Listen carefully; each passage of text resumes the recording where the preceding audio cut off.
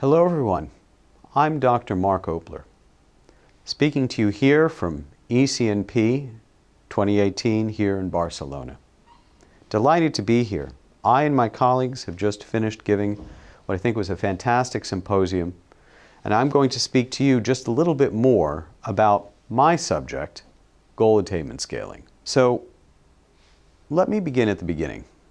Goal attainment scaling is an old concept that's become new again. Let me tell you why. One of the biggest challenges we have in psychiatry is the treatment of patients with major depressive disorder.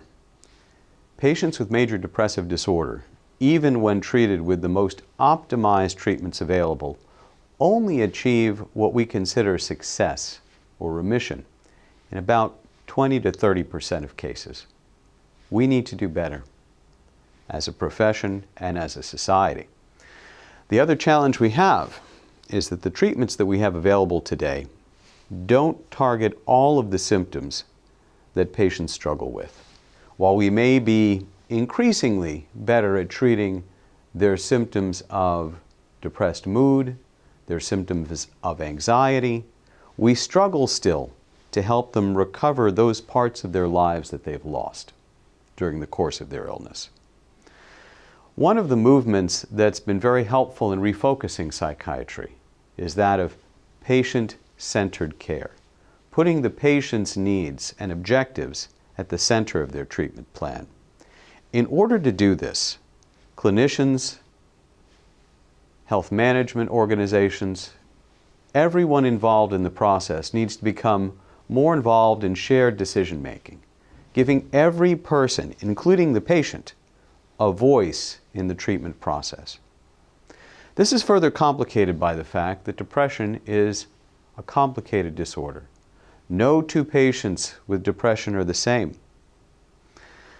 Nonetheless, we're challenged because we have to develop a systematic approach, a methodology that can be used all over the world to help tackle this challenge. Let me talk to you about a new approach, also an old one, that we think holds a great deal of promise. And that's goal attainment scaling. Goal attainment scaling was developed in the late 1960s by two clinicians working in the community, Kiersuk and Sherman. Goal attainment scaling was a novel approach at the time in that it allowed individual treatment goals to be specified for every patient. What does that mean? Another way to put that is that every patient wants something different out of their treatment. Some, probably many, want to recover those parts of their lives that have been lost due to their struggles with depression, whether that's resuming their life at work, regaining their confidence, becoming more involved with their family and their community. Whatever their individual objectives are, goal attainment scaling allows a patient and a clinician to come together, identify that goal, and create a method to measure progress towards that goal. In doing so, patients and clinicians work together to achieve consensus.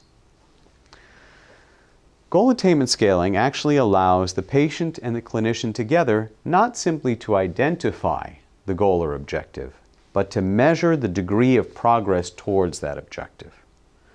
And not simply to do so in a descriptive way, but actually to create a numeric, a quantifiable system to measure that progress. Every subject, every patient who's involved in goal attainment scaling works with their clinician to create a 5-point scale to help define their journey. Everyone at the beginning starts at what's typically defined as -2. That's the patient's present level of performance. Should they actually achieve their treatment goal in a defined period of time, this would bump them all the way up to a score of 0. Patients who achieve considerably more than that, who do better than their stated objective, they're defined as +2. And between the -2, the 0, and the +2, the patient and the clinician define further intermediate points at -1 and +1. While traditionally goal attainment scaling is used with a, shall we say, naturalistic approach, where the patient and the clinician work together to define the single most important objective for that individual, there are other ways to approach goal attainment scaling. Another approach is what we call the domain-defined approach.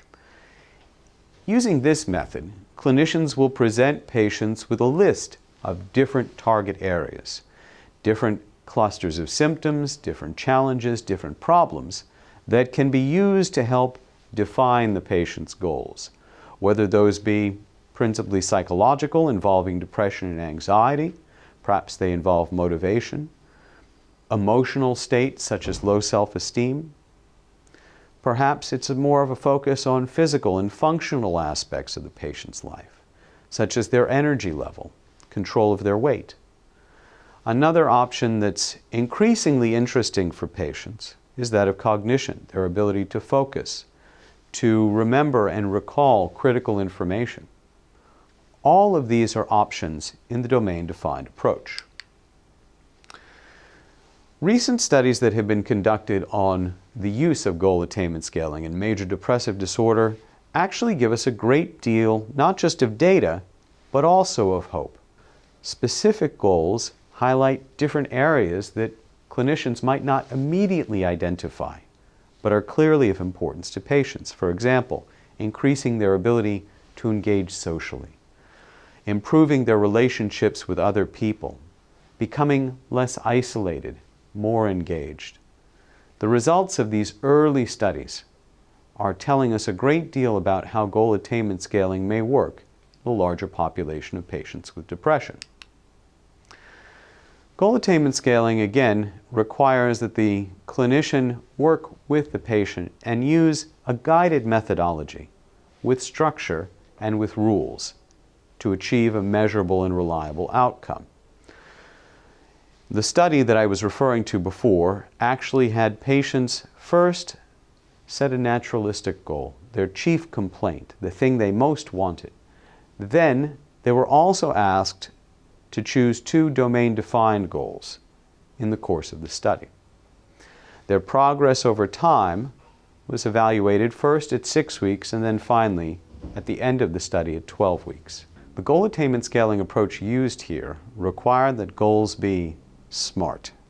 What does that mean? It means that they needed to be specific, have detail, be focused on the who, the what, the why, be measurable, be things that could actually be described and evaluated in a consistent way. They also had to be attainable. They couldn't be entirely unreasonable for patients to achieve. In addition to being attainable and realistic, they also had to be time-bound, things that could be achieved within the course of this 12-week study. During the course of the study, we discovered a lot that I'm excited about and that I'm very delighted to have presented here at ECNP. This first goal attainment study, I believe, will be the first of many to explore the utility of goal attainment scaling not simply as a tool to evaluate patient progress over time, but to change the nature of the discussion between patients and clinicians, to help achieve consensus and to give a voice to everyone involved in the treatment of depression. Thank you.